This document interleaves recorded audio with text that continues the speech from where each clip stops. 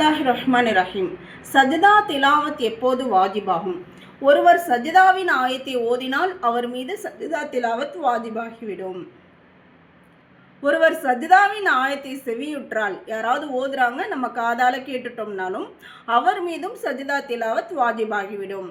அவர் செவியுறுவதை நாடாவிட்டாலும் சரியே. ஒருவர் சஜ்தாவுடைய ஆயத்தின் பொருளை படித்தார் அல்லது படிக்க கேட்டார், மேலும் அது சஜ்தாவுடைய ஆயத் என்பதை அவர் அறிந்து கொண்டால் அவர் மீது சஜ்தா திலாவத் வாஜிபாகும். அப்படி அவருக்கு அது சஜ்தாவுடைய ஆயத் என்பது தெரியாவிட்டால் அவர் மீது சஜ்தா திலாவத் வாஜிபாகாது. ஒருவருடைய கிராத் இன்டர்நெட்டில் நேரடி ஒளிபரப்பு செய்யப்பட்டு கொண்டிருக்கிறது. அப்போது அதில் சஜ்தாவுடைய ஆயத்து ஓதப்பட்டது. அதை ஒருவர் செவியுற்றால் அவர் மீது சஜ்தா திலாவத் வாஜிபாகும்.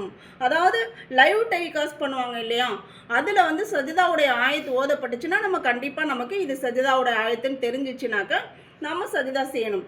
டேப் ரெக்கார்டர் அல்லது சிடியின் மூலமாக ஒருவர் சஜ்தாவுடைய ஆயத்தை செவியுற்றால் அவர் மீது சஜ்தா திலாவத் வாஜிப் ஆகாது. ஏன்னா அதெல்லாம் முன்னாடியே ரெக்கார்ட் பண்ணி வச்சுருப்பாங்க. அதனால ரேடியோவின் அதிகமான நிகழ்ச்சி ஆரம்பத்திலேயே ரெக்கார்ட் செய்யப்பட்டு தான் ஒளிபரப்பப்படுகின்றது.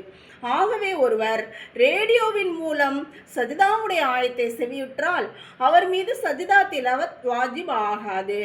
ஆனால் நேரடி ஒளிபரப்பு செய்யப்பட்டால் அவர் மீது சஜ்தா திலாவத் வாஜிபாகிவிடும். ஒருவர் சஜ்தாவின் ஆயத்தை எழுதினார் ஆனால் நாவால் ஓதவில்லை, அவர் மீது சஜ்தா திலாவத் வாஜிபாகாது. நம்ம நிறைய ஆலிம் படிக்கக்கூடியவங்க நிறைய தர்ஜுமாக்கள் தஃப்சீர்கள் எழுதுவோம். அப்போ அந்த சஜ்தாவுடைய ஆயத்துகளை எழுதும்போது நமக்கு வாஜிபாகாதுன்னு சொல்கிறாங்க. சட்டம்: வேலை செய்து கொண்டிருக்கும் மக்களுக்கு முன்னிலையில் குர்ஆன் ஓதி கொண்டிருப்பவர் சஜ்தாவின் ஆயத்தை சப்தமின்றி ஓதுவதே சிறந்தது. இல்லை என்றால் வேலையில் ஈடுபட்டுள்ளவர்களுக்கு சிரமம் ஏற்பட்டுவிடும்.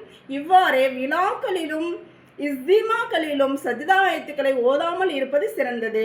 பெரிய கூட்டங்கள் கூடும் இல்லையா, அந்த மாதிரி இடங்களில் பெரும்பாலானவங்களுக்கு இது சஜ்தா ஆயத்துன்னு தெரியாது. அப்போ அந்த மாதிரி இடங்களில் நம்ம இந்த ஆயத்துக்களை ஓதுறது தவிர்த்து கொள்வது நல்லதுன்றாங்க. அதிகமான மக்களுக்கு சஜ்தா ஆயத்து ஓதப்பட்டுள்ளது என்ற விஷயமே தெரியாது. சட்டம்: குர்ஆன் ஓதும் பொழுது சஜ்தாவின் ஆயத்தை ஓதிவிட்டு அந்த சஜ்தாவின் ஆயத்தை விட்டு ஓதுவது பாவமாகும். அதாவது சஜ்தாவுடைய ஆயத்து வருது, நம்ம இதை ஓதுனா சஜ்தா செய்யணும்ட்டு அந்த ஆயத்தை மட்டும் விட்டுட்டு அடுத்த ஆயத்தை ஓதுறது, இது மாதிரி செய்யக்கூடாது. இதை பாவம்னு சொல்கிறாங்க. சஜ்தா திலாவத்தின் நிபந்தனைகள்: தொழுகை சரியாவதற்கு என்னென்ன நிபந்தனைகள் உள்ளனவோ அவை அனைத்தும் சஜ்தா திலாவத் செய்வதற்கும் நிபந்தனையாகும். உதாரணமாக உடை சுத்தம், உடல் சுத்தம், இடம் சுத்தம். அடுத்த சட்டம்: சஜ்தா திலாவத் வாஜிபாகும், மேலும் அதை விடுவது பாவமாகும். சஜ்தா ஆயத்தை ஓதிய உடனேயே சஜ்தா செய்து கொள்வது சிறந்தது. அப்படி செய்யவில்லையானால் பிறகு வாய்ப்பு கிடைக்கும் போது நிறைவேற்றிவிட வேண்டும். அதிக தாமதம் செய்வது மக்ரூஹ், வெறுக்கத்தக்க விஷயம்.